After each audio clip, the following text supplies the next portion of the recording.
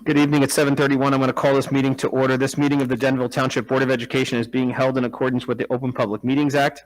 Notice of this meeting was provided to the Daily Record and/or the Star Ledger of Morris County and has been delivered to the Township Clerk and has been posted on the bulletin board of the Board of Education office and at each of the school buildings in the district. Roll call, please. Mr. Capello? Here. Mrs. Wagner? Mr. Cass? Here. Mr. Ken? Here. Dr. Abumaditasan? Dr. Moore? Here. Mr. Anderson? Here. Mrs. Wagner will not be attending tonight. She had a conflict, a personal conflict. We do not have a need for executive session, so I'm going to move on to the pledge of allegiance.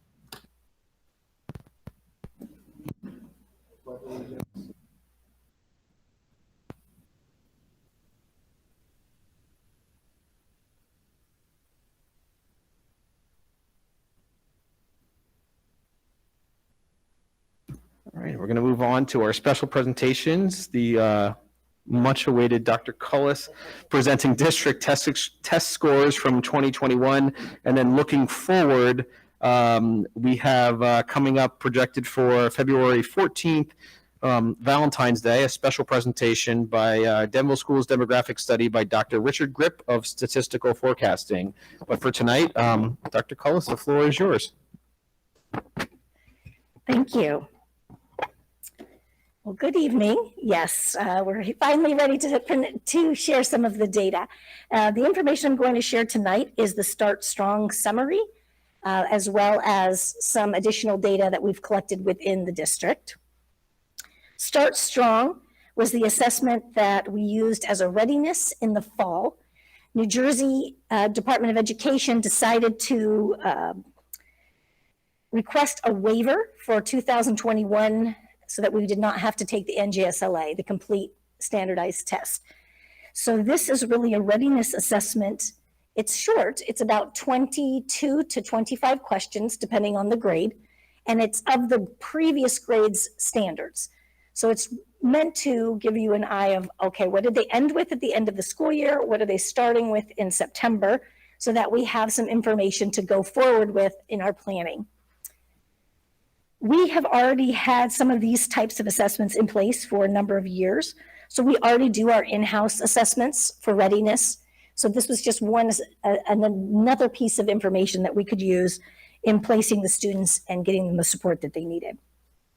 It was designed to be a quick assessment, right? So less than an hour. But like I said, it was only 22 to 25 questions. So many of the grades finished even more quickly than that. It's based on the prior year, and Algebra 1 students and above took the 8th grade assessment. So you're taking it for the grade level before. Even if they were in algebra as a 7th grader, as an 8th grader, then they would have been taking the 8th grade assessment, even though they may be in geometry.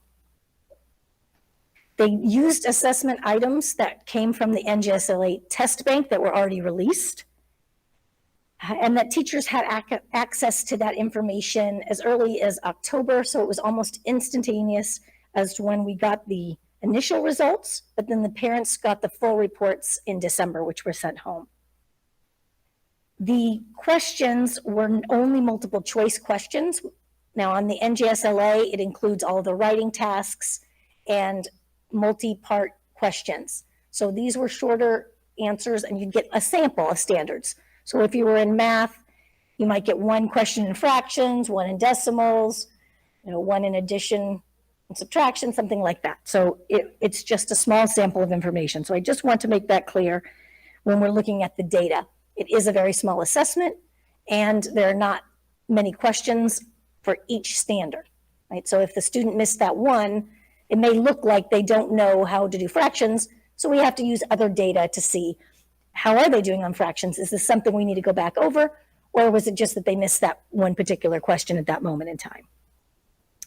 We were asked by the state not to compare these results in our presentations to NJSLA data because they are so different.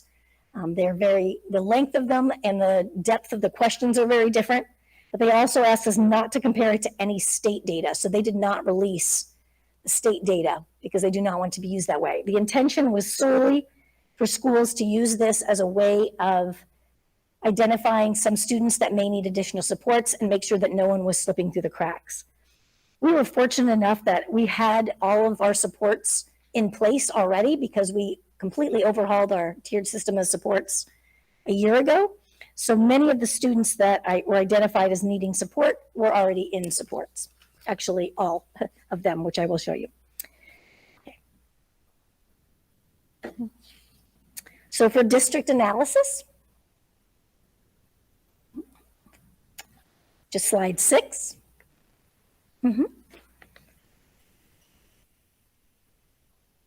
Thank you. It's a comparison. So you have, there are 3 ways the students' results were presented. Either they needed strong support, some support, or less support. So based on that short assessment, it gave us an idea, okay, what category are they in? Then we took that data to see, okay, how did they fare with the rest of the data that we had? But you can see across the grade levels, and this first one is an ELA, that the majority of our students fell into the less support, which means the regular support that you would have in class, in the classroom. I would say the yellow would represent students that would need maybe the teacher's small group pull out within the, or not pull out, but pulled aside within the classroom, go back over material, maybe give some additional assistance outside of the classroom. That would be some support that would be beyond the typical day. And then strong support could be anything from a self-contained environment, pull out resource room, pull out basic skills, virtual tutoring, those types of things that we put into place. More intensive, and certainly a service that is beyond the school day. For math, similar results across, although we had more students needing support in the math area, which falls in line with what we've been seeing for the last few years. Not surprising, our algebra students did quite well on that assessment because it was over material that was really covered for them 2 years prior. They should have that down. For the science, only 6th grade students took science. And there was kind of a mix. That was the first time that we had any results from science. As you know, we've taken the NJSLA science 2 previous years before the pandemic. However, they've never given us the results. So I don't really know how the students did on those assessments. They sort of took those assessments and then I think they just used it as a way of looking at how to improve the assessment before they're actually going to use the assessment, like a pilot. So this is the first time we're getting some results back. It looks like, you know, students need some support in this area as well. For the school analysis, we only really have 2 schools to compare because the middle school is by itself. So you can see the percentages of Lakeview and Riverview. And we found that most of these percentages were pretty well aligned to the number of students that were currently in strong support. So we see a difference in strong support needed for ELA 4th grade. We happen to know that just for that particular year, we have a lot of students already in strong support. And so I don't think there was really a difference in instruction or the way that students retained information as much as it happened to be those particular cohort of students.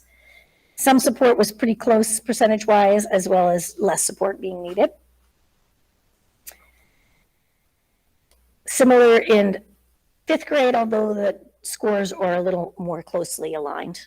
You don't see as much differentiation between the 2 schools in 5th grade.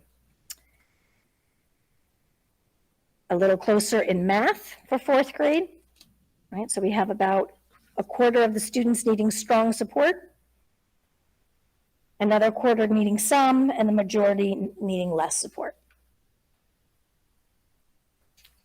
And the 5th grade slide, math, still an area more than ELA. Math is still an area we need more support in.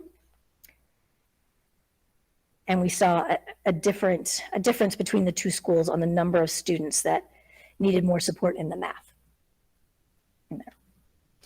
For our demographic analysis. So our demographic analysis breaks out all of our students into racial or program grouping.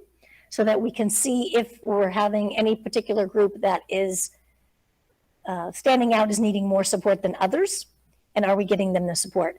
Now, some of the categories, we have a very small number of students that fit this category, so the data may seem more extreme than it is in some groups, but you can see the comparison across. Based on our race, we have our Asian students, 79% needed less support, 3% strong, Black, 45% less and 23% strong, Hispanic, 23% strong, 53% less, and then multiple, 71% less support, 10%. And white students, 65% less support, 15% strong support. It's there. And you can see how that falls for math as well.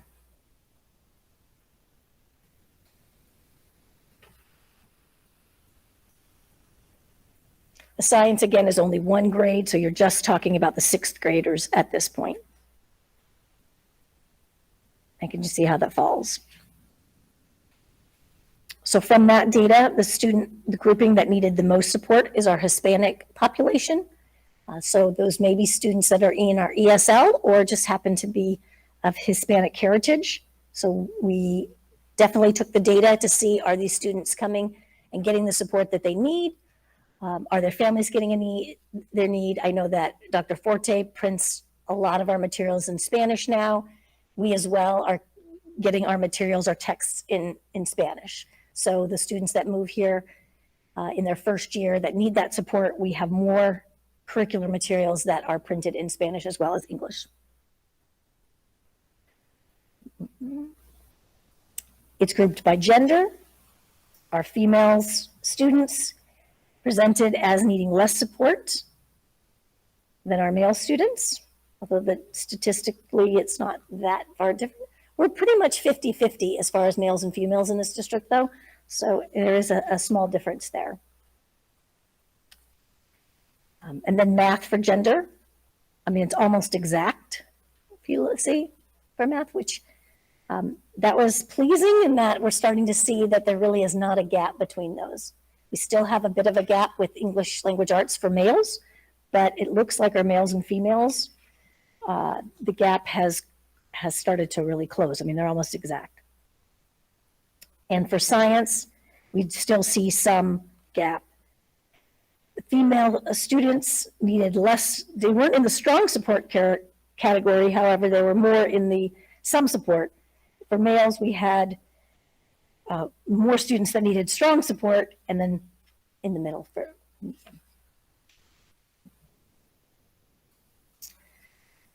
slide 33. Here's where we really wanted to look at our program. So this is an important slide for us because we wanted to make sure that when we pull students, typically a teacher does not look at students by their program grouping. So it takes like a district view at all of the students in that grade to see how are students doing that fall into those groupings.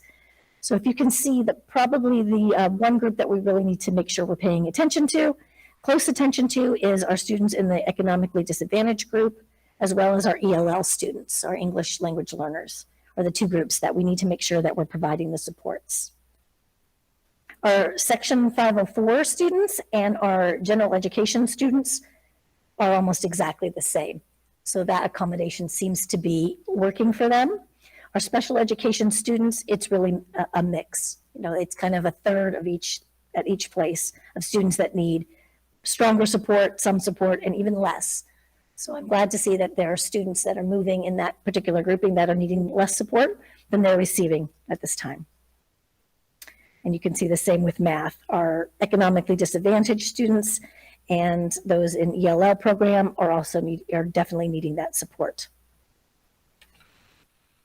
And finally, the science, the same results.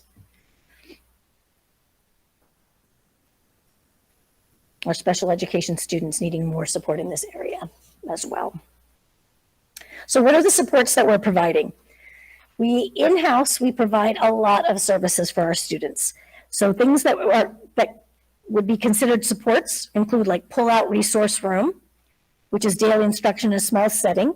Basic skills is a pull-out 2 or 3 times a week for a small group. So that might be our Orton Gillingham or multisensory math, maybe reading comprehension or writing, those types of programs. A few times a week, they get small group instruction, like 1 teacher to 3 students to get that extra support. We push in support reading would be our reading specialist that actually goes into the classroom, and during reading instruction time, we'll pull a small group. So while the general education teacher is working with some reading groups in the class, the reading specialist may come in and work with a struggling group. Dreambox Math is a program that we purchased this year, and it is a math support program that really helps students move through all of the standards and readdress any gaps that they have in previous grades. It can also push them and accelerate up through Algebra 2. So depending on if they need the enrichment or the remediation assistance, that is available. Math 180 is another intervention program that we purchased this year. Currently, we are using that 5th through 8th grade in select classes for students that are more than 1 grade level behind, and it's all in preparation for Algebra 1. So we're cutting out some of the information from the curriculum to concentrate on the essential topics that need to be covered in preparation for Algebra 1. And this is a response to the high school curricular change. They no longer are going to offer Algebra 1 over multiple years, nor are they going to be offering pre-algebra classes. All students, including those that are in resource room math, will be taking Algebra 1 in 1 year. So that means we really need to have those students ready for Algebra 1, because no matter what setting they're going into, they're either taking Algebra 1 or beyond. So they're either in Algebra 1, Geometry, or Algebra 2 after they leave us in 8th grade. And that is a change. In the past, students were able to take those courses over 2 years in a smaller group environment. So they still will have the small group environment, but a higher level of math will be taken. So that course is in preparation for 9th grade. Reflex math we've had, that's really fluency practice. We have offered virtual tutoring 1 hour per week for recommended students. And we offered the 6-week summer accelerated learning academy for select students. So last year we had about 150 students in our Denville Accelerated Learning Academy who came and went over materials. The last 2 slides I've brought in from our own district data. So the rest was really directly from Start Strong. But I wanted to emphasize what this might mean looking from the board perspective, from the public perspective. Well, what were our students doing before this assessment? So to give you an idea, I just wanted to compare how many students are already in supports, strong supports, versus how many students on this assessment were indicated as needing the support. So for 4th grade, 38% of the students are already in strong support environments. And this assessment indicated that 16% of them. So we actually have more students receiving services than this one assessment indicated. For math, we have 32% getting support services and 23% indicated that needed it. For 5th grade, 31% are receiving some type of support, versus the 8% that the test indicated. 35% for math and 31% from the strong data. For 6th grade, 38% are already getting services for ELA, 23 were recommended. 38% are receiving services, and the assessment said 38% needed them. 7th grade, 26% are receiving services, and the assessment said 14%. 26 again for math, 24% were recommended. 23% for 8th grade ELA are in supports, and 11% were recommended, 23% and 23 for math. So recommended as well as what we're offering. And the importance of that is just to show you that we already were offering these student supports. We were well aware of some of our students that really needed that support before we even took this assessment. It's one more piece. We were lucky enough that this board has been very supportive, and we've been able to purchase many different types of data analysis and collection, assessment, time for teachers to go through this material. So we were well aware of what they needed. And I was pleased to see that there wasn't a group of students that we were not catching, that somewhere we didn't know that they were having issues. Now, I understand that the state offers this because some districts don't have the option we do. They've never given any readiness tests. They don't do benchmark tests. They just don't have the finances to do that. But we've been lucky enough that we have been able to do those in the past. And I thought, just to give you an idea, the Dreambox is this new program. And I wanted to show you our students using it. Now, don't be too dissuaded by the 6th through 8th because they started later, so they don't have as much data as the elementary level, and we're not doing it in kindergarten at this time, so they don't have any data. But to give you an idea, the students that participated in lessons from Dreambox, for first grade, the number of students that did more than 5 or more lessons in a week saw 90% growth on the standards. Those that did 2 to 5 saw 48%, and those that did less, only 11% on that standard. I think that's pretty dramatic for only a few months of using the materials. And what it means to accomplish and master a standard is the student is presented material on that standard, and some students pass that standard in 1 or 2 lessons. Others take 10 lessons to do it. So until they have that information of that grade level standard, like maybe at the kindergarten level, being able to recognize and count within 10. Okay, that's a simple counting and cardinality standard. Some students may do it in 1 lesson, and some may do 10 to become proficient in that. It doesn't really matter how many times they do it. Once they receive mastery, then it's marked as mastery. So this is only indicating how many standards they accomplished. So some of the students have already made their way through 90% of the material, and we're just over half the year at this point. So it's really great information. And you can see what as it goes across. But like I said, 6th through 8th just started using this in December. So they don't have quite as much data to look at it. First grade has been the most responsive. They have completed a lot of data, completed a lot of lessons, and done quite well with it. So we'll continue, and I'll report back on more in a couple of months to see if we see that continued data. So my final takeaways: we knew some students were in need of strong support, academic needs similar to that seen prior to the pandemic and virtual schooling. So those students most of them were identified before we had any of the shutdown or any of the virtual schooling we were aware of. But these are the academic needs. This does not measure any social emotional needs. Many support services are currently in place. All the individual data was reviewed by teachers, the TSS teams, and administration to determine if Start Strong data aligned with other collected student data. But certainly we did have parents ask, this says my child needs strong support, however, they're getting straight A's, and we showed them all the other data. Then your student, we didn't put them in any type of pull-out support if they didn't need pull-out support. It's a short test. It's on a given day, whether they took it really seriously and tried really hard, or if they were really tired, or it was the beginning of the year, whatever it may be. We only took this information along with other data that we had. And students in need of support are receiving services. And this concludes the Start Strong Summary Annual Report. Well, thank you very much, Dr. Cullis. That was a tremendous amount of information. I appreciate you putting it together. No, it was good. I mean, I don't mean that in a negative way. It was really helpful to understand and break down in different groups. I truly appreciate it. If it's okay with you, can I open up to board questions?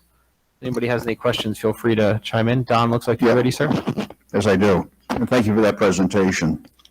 Just a general comment, you might not be able to answer it, but this is mandated by the federal government down to the states. It is. And do we get any extra money for it? No. Because obviously just your time putting together this presentation and collating the data must have taken a lot of time. So another unfunded mandate. We do work with there is financial, cost to this because we do work with Lincoln, who does a lot of our data analysis for us. So you're right, there is a financial cost to doing it. Yeah, it's not funded. Right, okay, so a couple of questions I had here. So will there be now you know where we are with the strong support may be needed, et cetera. Would there be a second evaluation to hopefully see these numbers go down? There would be less people needing stronger support right up the chain. Yes, because we use our own benchmarks. We did one at the beginning of the year, the middle, and the end, but this is over their current grade level. And the NGSLA that we'll take in May is also over their current grade level. So the resources that we've used to compare how are they doing on their last year material, which is what this is over, are things like our dream box and our reading levels. So those types of assessments, we will revisit those to see, are they closing the gaps that they needed support on? But I think that students that have needed support on last year's material are the same students that need support on this year's material as well. So we'll have a few more assessments that we'll be able to share out on. Yeah, that was the other question I had, is how we measure, you know, those that need strong support. Again, right up the chain there, what data would be used. Obviously, before this came about, you certainly knew which students were failing, those students that were struggling and needed some additional help. So, I mean, we all know that, and we want all the kids to do better, the best that they can. So, to just use any other different data, you were using all our other tests and benchmarks that we normally use to identify students in need of help. We will use all of those other pieces of data that we're using through our revised tiered system of supports, which is how we look at students that go through the TSS process, who might go through special education evaluation process and maybe receive a 504 plan or even an IEP.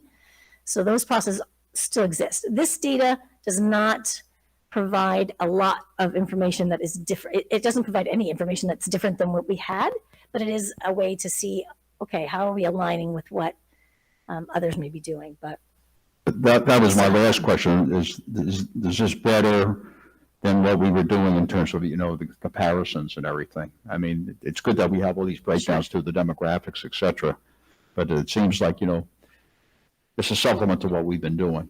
I mean, there's no surprises here in terms of your other analysis that we've done on the students. That is correct. Again, I think in the future, they're going to make this optional for districts if they want to use this, because it's supposed to be a free service of having an assessment, a readiness assessment, if you don't have one in place. We already have one in place that we purchase that is more thorough. So I'm not sure that this data shows us anything more than we already had, and we'll continue doing all the other things we had, but it's another piece. All right, thank you very much. Go ahead, James. All right, thank you, Mr. Anderson. Dr. Cullis, again, thank you for this very thorough presentation. Some of the comments that the public has made is that, with the current environment that we're in, students will continue to fall behind.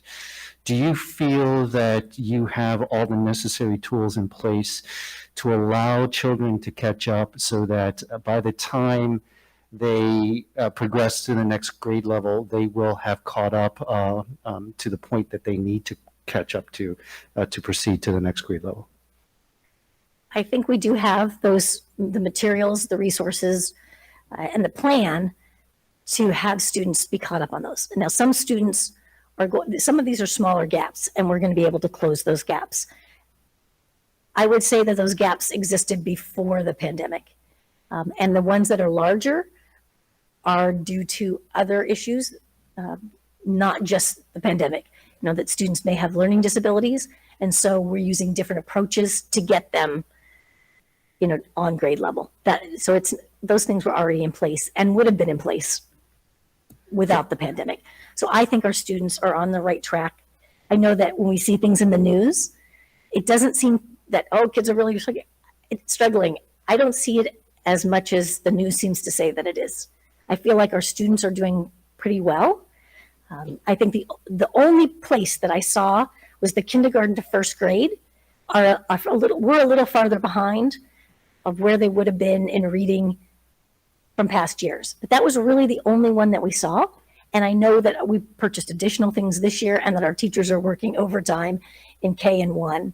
And really, first grade reading is one that we're considering doing a virtual small group program, that will be something new through ARP money, federal money. And that's really the only place that I think I saw anything that was different than I expected. Thank you. I personally feel that, parental involvement is always key. I try to be involved in my children's education. So yeah, I think if any support from the parents as well could probably make it a lot easier as well for the teachers. But you also mentioned that the freshmen, that the high schools will be requiring algebra as a freshman, incoming freshman, correct? Is that something that's going to start next year, or when does that actually start then? Yeah, next year they will be the students. That's where we purchased Math 180 this year, and we've been using it in 5th through 8th grade for the students that really needed it. And it's been kind of a push because we're trying so hard to get them, like crunching it down to get as much as we can, really focused on algebra so that they're ready to take that course. Okay, so you have the tools in place and you are definitely, how long did we know that they were going to make that change? I don't know if it was in their plan for a while, but it really just came to my attention a year ago.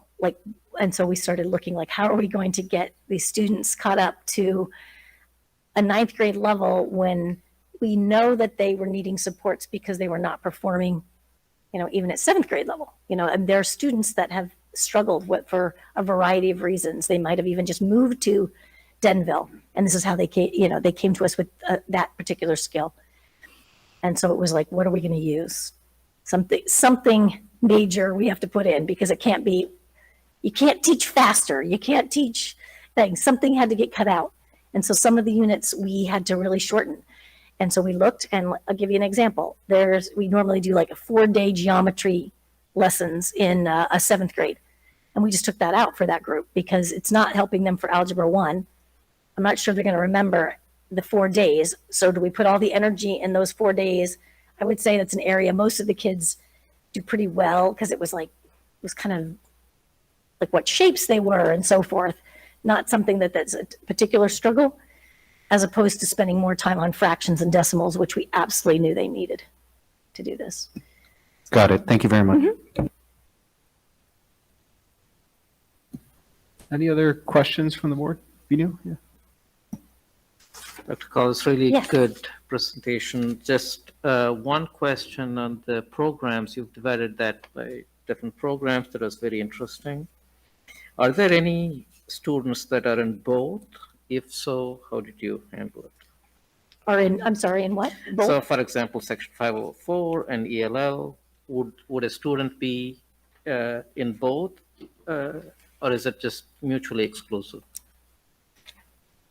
They could be in multiple programs, certainly. So, In the data that I compared, I only counted a person once. So if they were so when I was saying, okay, strong supports, and it's a student that had an IEP and another student that had basic skills and Orton Gillingham. So they could have a student with IEP who also gets Orton Gillingham. I only counted them once for that. But they're definitely, from the Start Strong data, there could be a student that was in ELL as well as special education or something like that. So there's one, just to understand the data. And the second one is in the support programs. Mhm. It's interesting, there are 3 math programs. Of course, math is the weakest that we saw, and where the students needed the most support. Mhm. Is one better than the other? Do we need all 3? How is that divided? Is it different grades for different programs? They're all different focus, yes. So reflex math is mostly a fluency practice. So they're multiplication facts, they're addition facts. It's really just practice. So students will jump on that program when they want, if they have extra time or do it at home and just need practice. The Math 180 is a specific pre-algebra curriculum that is broken out into 2 modules over 4 grades. And that's really for 5th through 8th grade. So it's really replacement of the current Big Ideas Math So it's a different text. And then the Dreambox is for kindergarten. We'll be starting on it. It's for kindergarten through 8th grade, but only students in core 6th, 7th, and 8th in the middle school. If they're in a high school program, they don't have Dreambox. And that is the program that really is going to tell us what grade level they're on in each standard. So they might be, let's say a 4th grader is on 3rd grade for addition, subtraction, or on grade level for addition, subtraction, but they're on 2nd grade level when it comes to other things like beginning multiplication. And maybe they're on the 5th grade level in geometry. So that, to me, the more data we get on this year after year, this is our first year, the more powerful it is, because we're actually going to know where's that student on each of the standards, which is exactly what a standards-based report card is. I mean, that's the whole idea, is that to the parents, you give it and here are the standards, and your child is on these grade levels for those standards. I mean, that's the goal. And then we know what we have to do. Yeah. We know where the gaps are. Right now, it's hard to tell the gaps. We know that someone's struggling, but we don't always know how far back they're struggling. Like, we don't know how many grade levels they're behind or how many grade levels they're ahead. Some kids may be in 8th grade in elementary school and need something else. Fair point. Thank you. Yes. Dino? No? Yeah, Dr. Collis, thank you again. The presentation, of course, like as everyone said, was excellent. A lot to digest. You mentioned that a lot of what you saw, I guess, was confluence with what we've already done, or what we've already, in terms of assessments we've already done. So, but was there in your mind something was there any area grade-wise, demographic-wise, subject-wise that was surprising? Were you surprised by any of this? Did any of this seem to be kind of significantly outside of where you thought we were? None of the this is only 4th grade through 8th grade, none of the 4th through 8th. I was a little surprised at the kindergarten, but not from this data, that their reading levels were not where I thought they would be. So, although I mean, it makes sense, I still didn't think it would be as many kids needing assistance with their letters and reading on the A, B level, because by the end of kindergarten, most of them are at a D. So that has been where we put a lot of our reading support, our reading specialist support. She's actually going into every kindergarten classroom. They are working with them. So not from this data. I think I wasn't really surprised by any of the 4 through 8. Okay. So, I mean, so a takeaway for me would be that this bore out our basic understanding of where our students are. I mean, in your mind, this kind of fits the understanding that you had going in. Yes. Okay. Yep. All right. Cool. Thanks. Any other questions, comments? Dr. Collis, the only thing I would add is just, and I think this is a standing comment, but I'll make it anyway. Obviously, if you see anything here anytime, please bring it to the IMP committee. If there's something the board can provide, whether it's a resource, whether it's financial that we need, please let us know. I mean, I think that obviously, we're extremely concerned and cognizant of both the mental health of our students and the academic concerns, considering the last almost 2 years we've had. So if there's anything that comes up, please bring it to the IMP committee, bring it to the board. We're happy to discuss it and see how we can support. Thank you. And you've always been incredibly supportive. And I encourage both the board and the public and all parents, it tries to think about and look into what is happening in Denville, and what you see on the news may not be happening what's in Denville. In fact, it's not. So we see lots of things that, the scores are horrendous and this is happening and the kids are struggling academically. I think it's best to look at and listen to ask your teachers, how is my child doing? Because that's going to be our best thing, is just look at what Denville's doing. Thank you. Well, thank you, Dr. Collis. Appreciate it. We're going to move on, but before I do to superintendent's comments, I'm just going to make a quick comment for anybody who's on the Google Meet. We are soon in our agenda going to have our first open public discussion section for comments or questions, discussion items you'd like to bring up. There are 2 options to be able to, from the virtual meeting, to make a comment. The first would be through the chat within the Google Meet. And the second one would be to send an email to this email address. It's BOE meeting comments, standing for Board of Education, BOE meeting comments at denville.org. And that email address is also found on our website, but you could also type it into the Google Meet. This evening, we will not be opening public comments for vocal comments from the virtual attendees this evening. So from there, let's move on to superintendent's comments. Dr. Forte. Thank you. Dr. Cullis, very nice job. Thank you for that. Great report and the positive outlook and the way I have to definitely concur with you. Our board has been super supportive of anything in any financial way to provide for the mental health. I mean, in any way. We never feel like we shouldn't say we need this and I feel like the board is always there to try to do that. Just a few updates. Our project at Lakeview, the roof, they need a half day to finish the flashings, and that'll be complete. The Riverview HVAC, the gym and all-purpose room are open, and the heat is on. There's just a need to insulate the ducts, and that has to be done in some warmer weather. And then the alarm company also has to do some things with temperature sensors. Our district-wide COVID numbers for today, these were done in the afternoon today. We have 19 positive, 61 in quarantine. These are individuals, so it could be staff or students. And also 10 new cases throughout the district. Our regional activity is still in the very high or red. And now on to some Valley View sports. The Valley View sports season starting to get to the end, and the wrestling team did finish this last weekend with a perfect record of 7-0. We had 6 place winners in the county. We had Wesley Gross in fifth place, Vincent DeSoma in second, Caleb Fricks in second, Jalen Jones in fifth, Ryan Cuney in fifth, and Timothy Weidman also in second.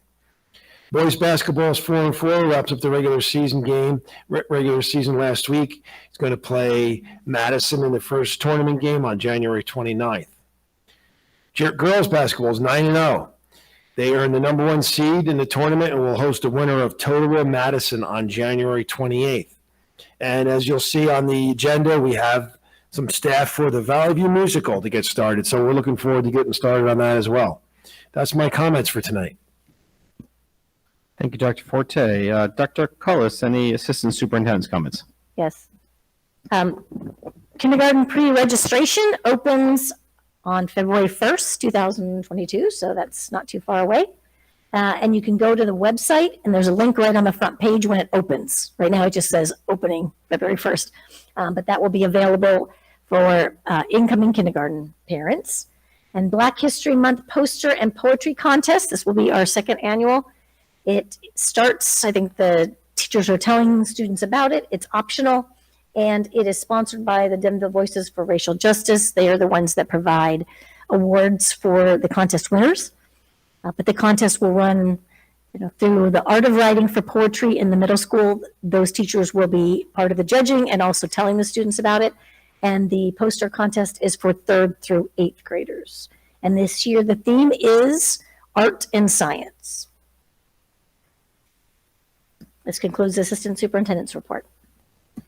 Thank you, Dr. Cullis. Business Administrator comments, Mrs. Growski.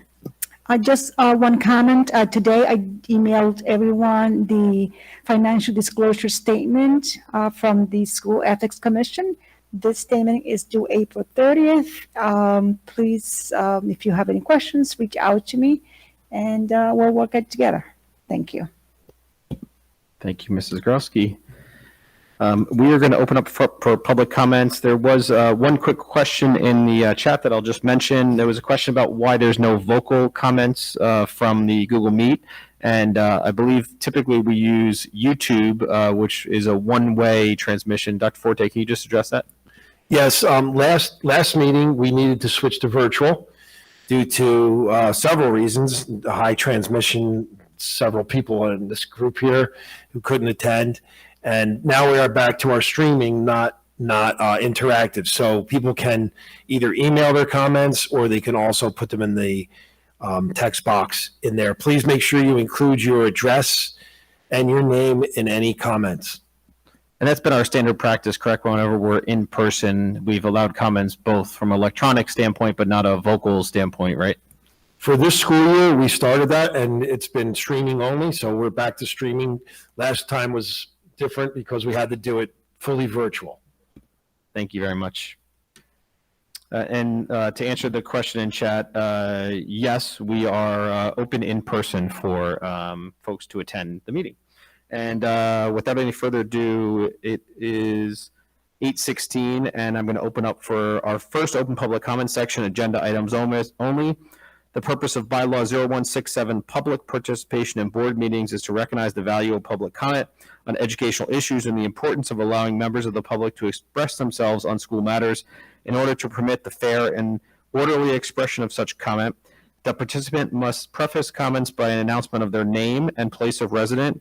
Statements made by a participant shall be limited to 3 minutes duration, and no participants may speak more than once on the same topic until all others who wish to speak on that topic have been heard. All questions, comments, or inquiries shall be directed to the board president. And I remind you, if you're making comments in the Google chat, to please reference your name and address for the record. And once again, we are open for public comments.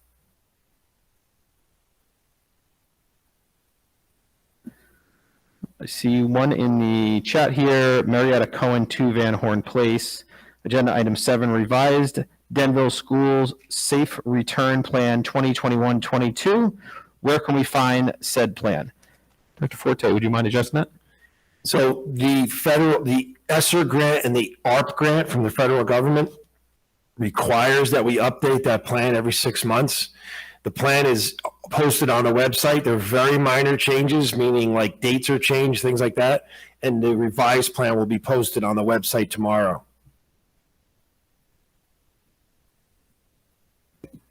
Thank you, Dr. Forte. And while we're waiting for any others, I did want to make a quick comment. In response to several concerns shared with board members, please allow me to clarify that neither students nor staff are being segregated or discriminated by their vaccination status. They continue to learn and work in the same environment. As far as whether vaccinated students and staff are required to undergo different lengths of quarantine or isolation, the lengths of those periods are set based upon guidance from the CDC and the New Jersey Department of Health. When school officials consult with the local health department officials regarding recommended lengths of periods of quarantine and isolation, the local health officials generally refer to the guidance and periods set by CDC and New Jersey Department of Health when advising school districts on such matters.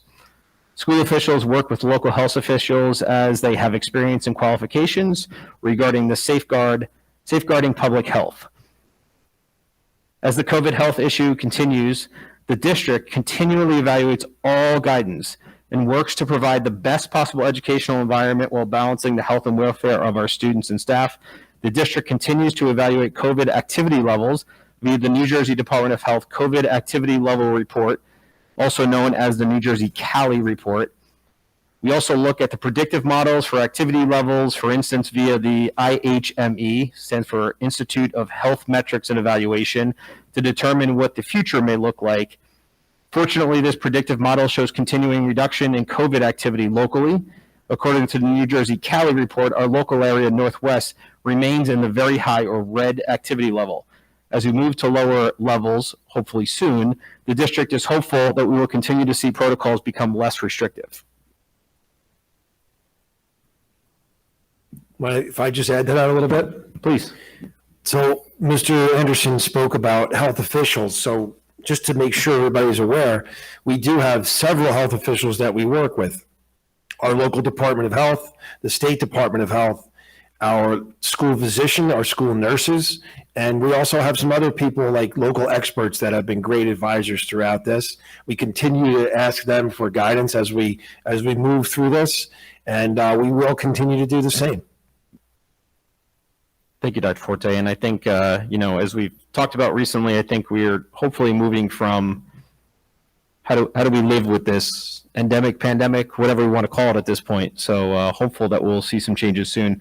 There's one additional question. I'm not sure if we can answer this now or we can get back to this person. It was regards to the 5th grade trip and graduation ceremonies, whether they will be occurring. 5th grade was the question, yes. The quick answer to that is we have planned to do trips in the spring. We are going to limit them. For example, the middle school trip will be a 1-day trip. They're planning that now. Any parents can be involved in the in the 8th grade trip planning. They have a whole setup.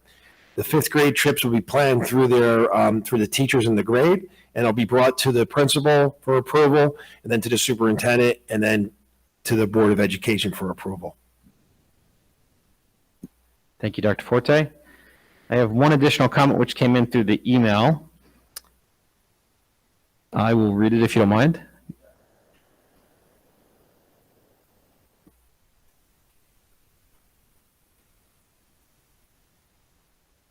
I'll get through it. This comment is from Donna Szynski, 64 Pier Place.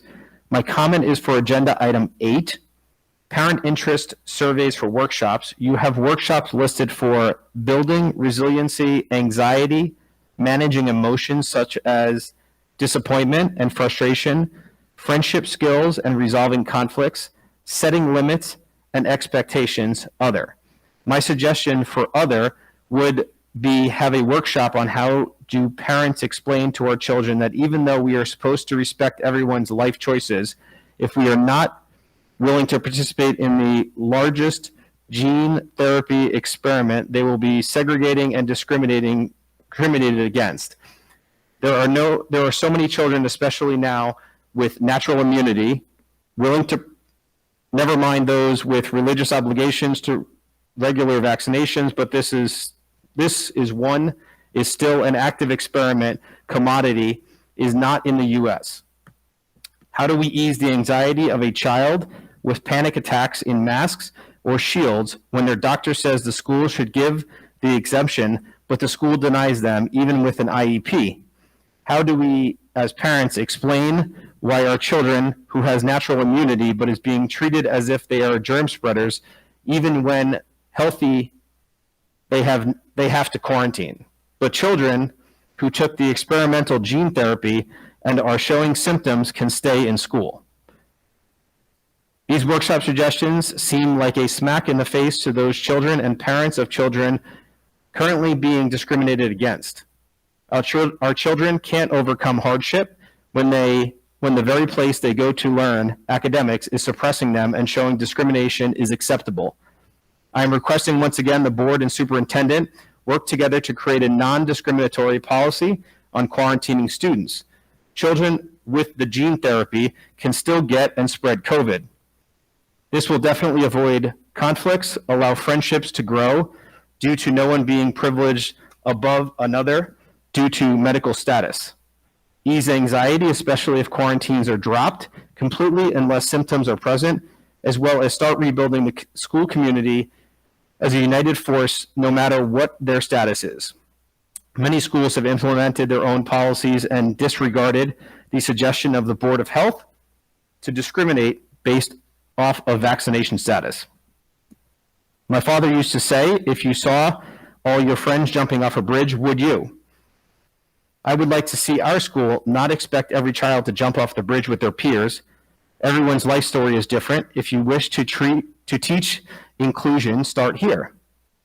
These workshops will be moot if we are going to continue to promote the discrimination against unvaccinated children. I'm going to end with a quote that I slightly changed to include all from Martin Luther King Jr. The ultimate measure of a person is not where they stand in moments of comfort and convenience, but where they stand in times of challenge and controversy. I pray to God this board and superintendent start standing up for all children. Thank you.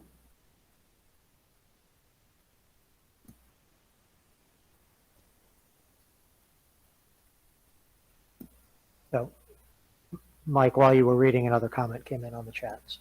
Okay. I'd like to just address this very quickly. As I mentioned before, the district does not discriminate or segregate based upon vaccination status. So that is, I just wanted to make that clear. But, did you want to read the next one? Yeah, absolutely. I just want to clear up something real quick, if you don't mind. One of the things that seems to happen is when people state things like this, often people just believe whatever is written. So I want to make sure that we clarify a couple things. First of all, number one, there is a process in place to get different exemptions for things. You just have to follow along with the process. If anybody has a question, they could reach out to me. In particular, I'd be happy to go through this again with anybody on how to get an exemption to any of the rules that we have. Dr. Forte, can you also address, there's one comment within that statement about students that are vaccinated and symptomatic. Can you state what would be the appropriate action for that type of? That was the second one, right? Thank you. I was looking forward in there. So, right as of right now, as of today, this can change because the Department of Health guidelines change often. But as of today, a child who is fully vaccinated and is exposed, possibly exposed, but is asymptomatic, is not required to quarantine. Anybody who's symptomatic must quarantine regardless of vaccination status. Students who are unvaccinated and are exposed are required to quarantine. And the new quarantine guidelines are 5 days now. After the 5th day, person can come back to school.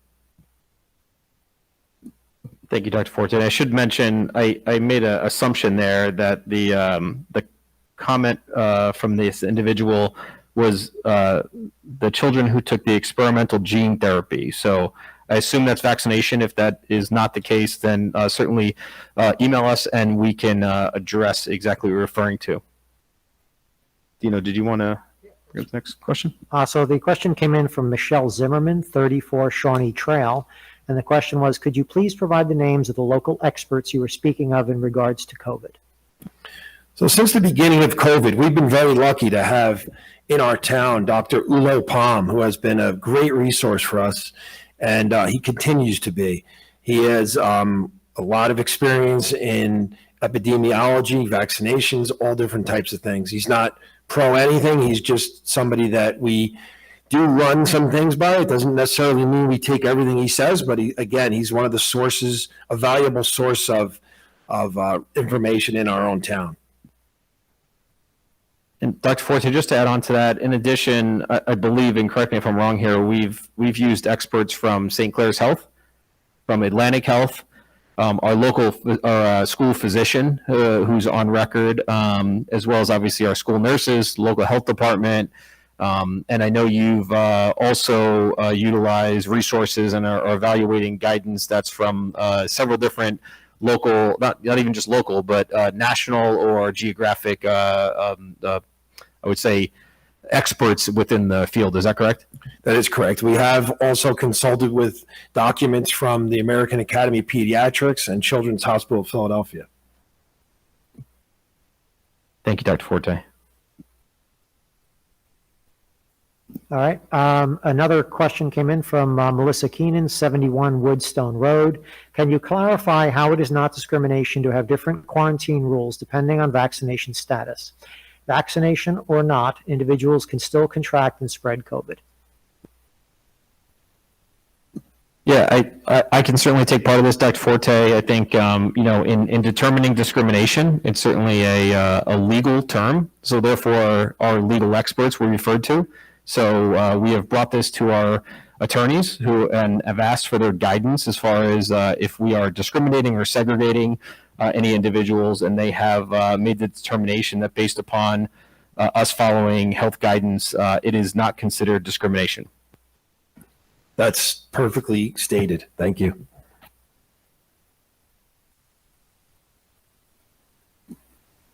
Dr. Forte, do you see any other questions in the email queue? I do not. Just want to verify. No additional questions in the email. One more question just came in. Yeah, it's a continuation from Melissa Keenan, still 71 Woodstone Road. The lawyers say it is not discrimination, but as a human being, how does that make sense? I don't have anything additional to add, but thank you. Yep. I think that's more of a comment, and we'll take it as such. I think we've obviously consulted and referred to our experts in that realm. I don't see any other questions in the email queue. I do not see any additional questions in the chat. So it is 8:31, and I am going to close our first open public comment section and move on with our. Mr. Capello, would you mind moving us through old business? I would be happy to. If there are no objections, I would like to move items A, B, and C tonight under old business. A are the treasurer of school monies and board secretary reports from December 2021. And B are education reports, report of student enrollment, and report of the health office from December 2021. 3 HIB cases, VV 21-2204, VV 21-2205, and Lakeview 21-2202. Also for approval, the 12-month staff holiday calendar for 22-23. The revised Denville Public Safe Schools Return Plan 21-22. The parent interest survey referenced here. And C, the minutes of our regular and executive session meeting from December 13th, 2021. Second. Thank you, Mr. Capello. Thank you, Mr. Kim. Any questions, comments?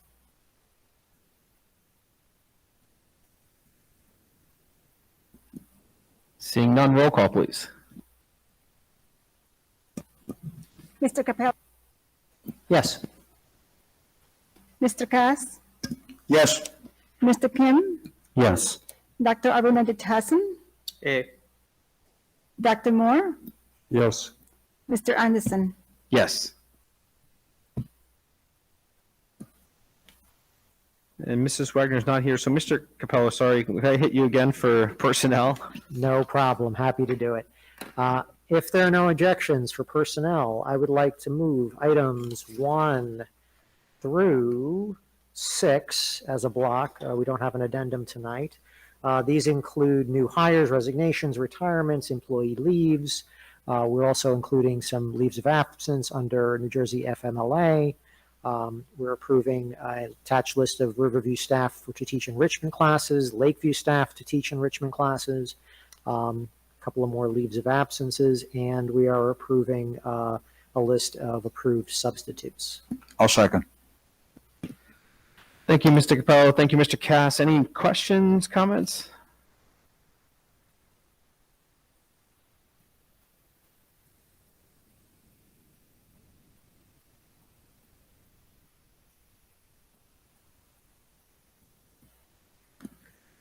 Seeing no questions, roll call, please.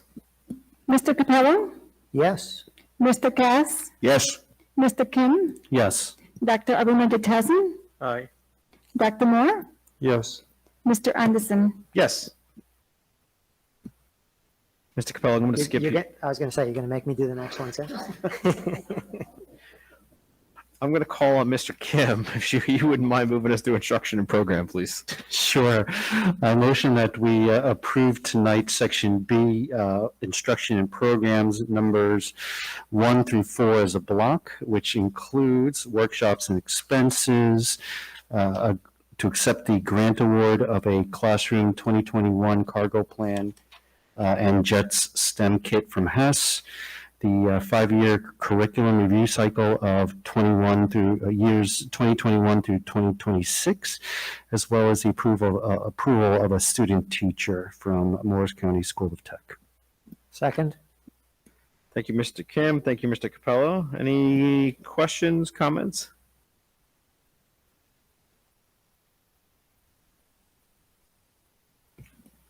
I believe item number 2, the grant for the from Hess, Dr. Collis, that was that Mr. Cass that gave that recommendation? He did. Mr. Cass brought it to my attention. It looked like a great fit for us, and we applied in October and received word just last week. So thank you for Mr. Cass for sharing that. Let the record note, I would have done a lot better in school if we had HES trucks, so we could do a project like this. You can go back, Don. You could be the HES truck instructor. I may have to. Yeah, thank you, Mr. Cass, and thank you, Dr. Cullis, for applying for the grant. Who doesn't like HES trucks? Any other questions, comments?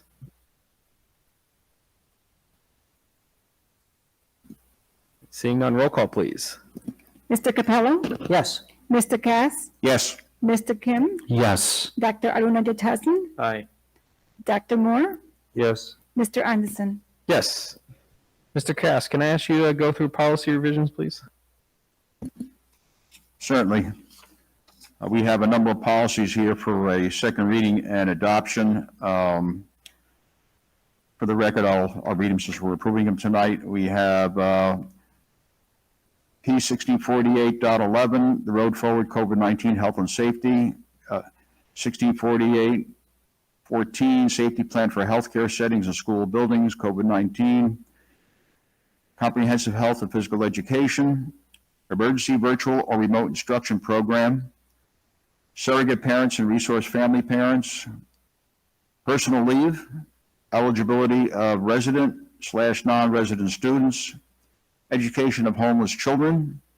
Sexual harassment of students. Federal Awards Fund Internal Controls Allowability of Cost. Federal Awards Fund Internal Controls Mandatory Disclosure. And Federal Awards Funds Internal Controls Conflict of Interest. Contracts for goods or services funded by federal grants. Eye protection. Emergency and crisis situation. Fire and fire drills. School nutrition programs. And student transportation is a first reading. And abolish the following policies: 1648 Restart and Recovery Plan, 1648-02 Remote Learning Options for Families, P 1648-03 Restart and Recovery Plan Full-Time Instruction, and P 5114 Children Displaced by Domestic Violence. Second. Thank you, Mr. Cass and Mr. Kim. Any questions, comments?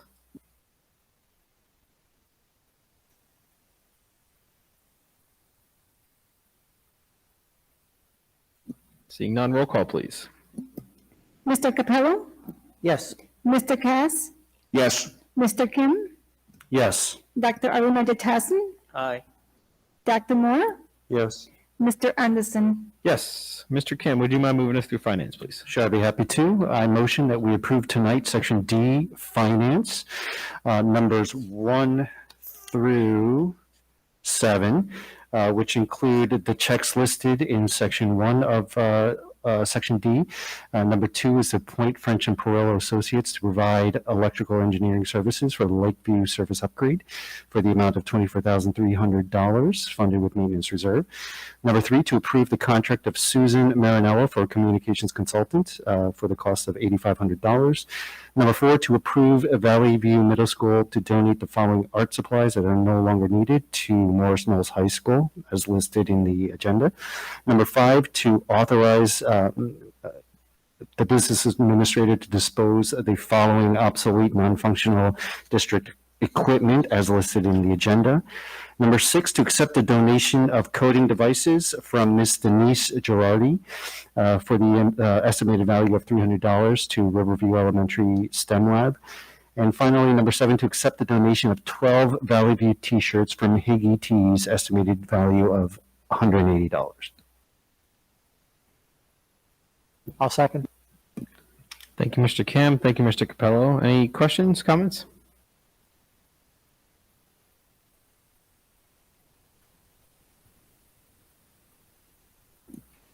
Thank you to several folks for donations, Higgy Tees, as well as Ms. Denise Girardi.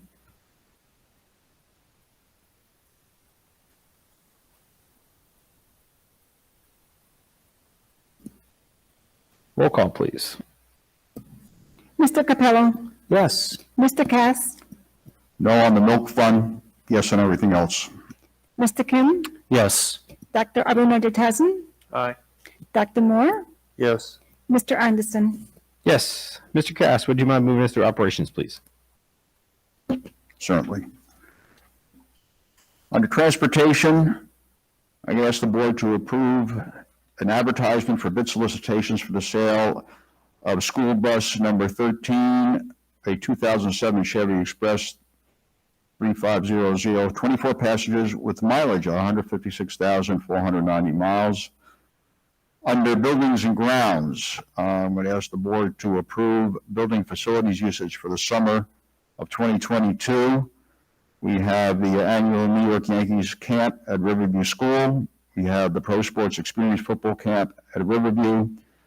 The Denville Recreation Summer Camp with a location TBA, Denville Schools ESY program, location TBA, and the Denville Schools Enrichment Program, TBA. Second. Thank you, Mr. Cass and Mr. Kim. Any questions, comments? I might have missed it, but on the Yankees camp and the Pro Sports Experience camp, do we have contracts on those yet? Or do we know what they, do we have a, How much they give? yeah, So over the years, we get $4,500 from the Yankees. It stays the same. And the Pro Sports Experience, they donate at least $1,000 every year to our foundation, and they both include raffles, things that the PTAs can raffle off as well. okay, thanks. You saw, we did the other ones already, so we already did it. You guys approved a resolution last time for the rental of Riverview to kids to pros. And we also have one more working on a STEM camp that's possibly going to rent some space too over the summer. Okay.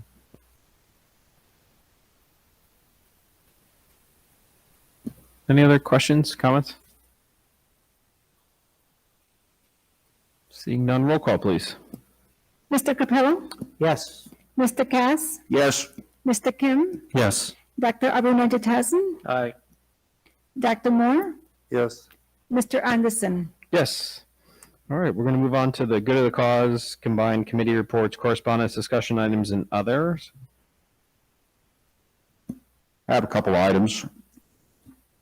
I want to thank the board for the flowers for my father-in-law, Walter Mutz. I appreciate it, and the family appreciate it. It's a very nice gesture we lost another person from the greatest generation. Walter served in World War II, and then was in the National Guard for another 38 years, so 40 years of service to his country. It's appreciated. The rec committee, in case you have any neighbors, family, friends that are senior citizens and eligible to go to the senior citizen dinner that we used to do every month, just about every month until COVID hit.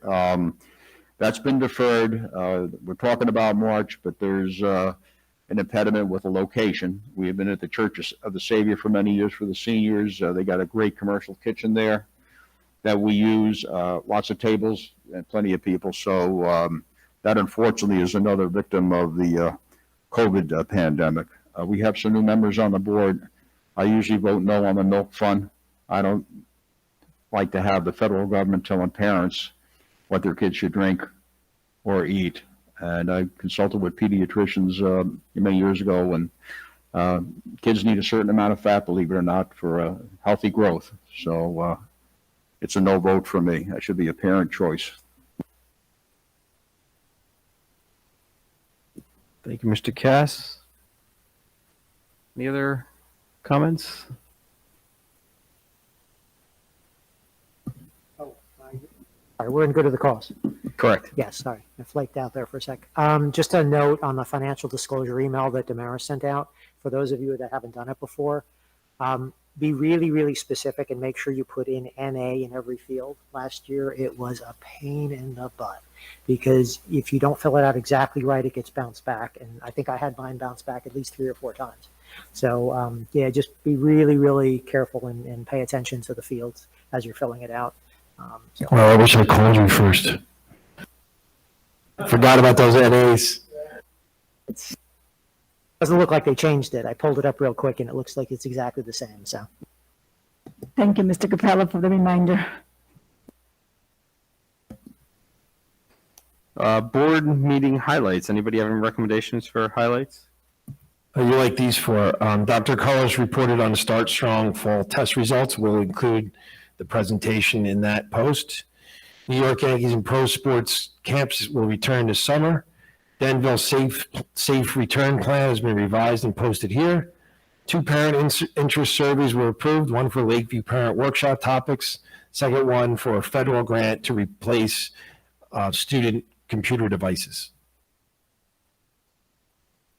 Sounds good to me. Anybody else have any more recommendations? Sounds good. Okay. Anything else for the good of the cause? Okay, we're going to open up for our second open public comment section. This section is for anything germane to the district. Once again, as a reminder to those that are on a virtual Google Meet, those comments can be made either via the Google Meet chat or via the email address, which is BOE meeting comments. That stands for Board of Education, BOE meeting comments at denville.org. Either way, those comments will be read. Please include your name and address for the record. The purpose of Bylaw 0167, public participation in board meetings, is to recognize the value of public comment on educational issues and the importance of allowing members of the public to express themselves on school matters. In order to permit the fair and orderly expression of such comment, the participant must preface comments by an announcement of their name and place of residence statement. Statements may be made by a participant shall be limited to 3 minutes in duration, and no participant may speak more than once on the same topic until all others who wish to speak on that topic have been heard. All statements, questions, or inquiries shall be directed to the board president. I'm going to open up our second public comment section at 8:47 p.m. We should probably also note that it is permissible to come to the meetings in person now. The last meeting, we did have to switch to virtual, but we are open for business in person. Thank you, Dr. Forte. And generally, the way the board has conducted the decision on virtual or in person has been if the schools are in person or allow for in-person instruction, we are in person in our meetings. And if the schools are virtual at that time, we will go virtual, hence why we were virtual at our last meeting. Obviously, we reserve the right to make a change to that, but that's generally been our policy thus far. I'm going to pause and make sure we don't have any comments that come in.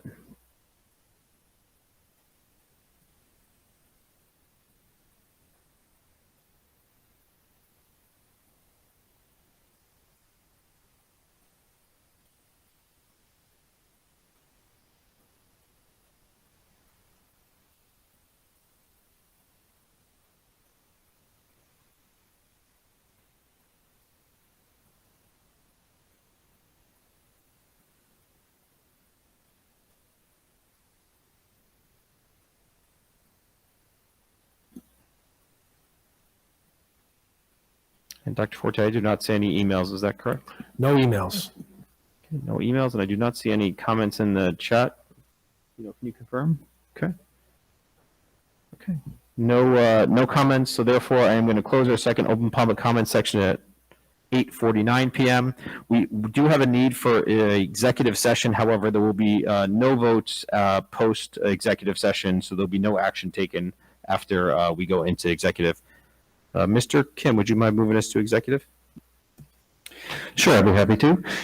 I motion that we convene an executive session in accordance with Section 8 of the Open Public Meetings Act. The purpose of this closed session will be to discuss Private student matters. private student matters. Minutes of this session will be made available to the public when the need for confidentiality no longer exists. I'll second. Second. Who got that, Mr. Kim? Or, sorry, Mr. Cass. Mr. Cass. Thank you, Mr. Kim. Mr. Cass, all in favor? Aye. Any nays? None. Any abstentions? None. Okay, we're in executive session as of 8:50 p.m.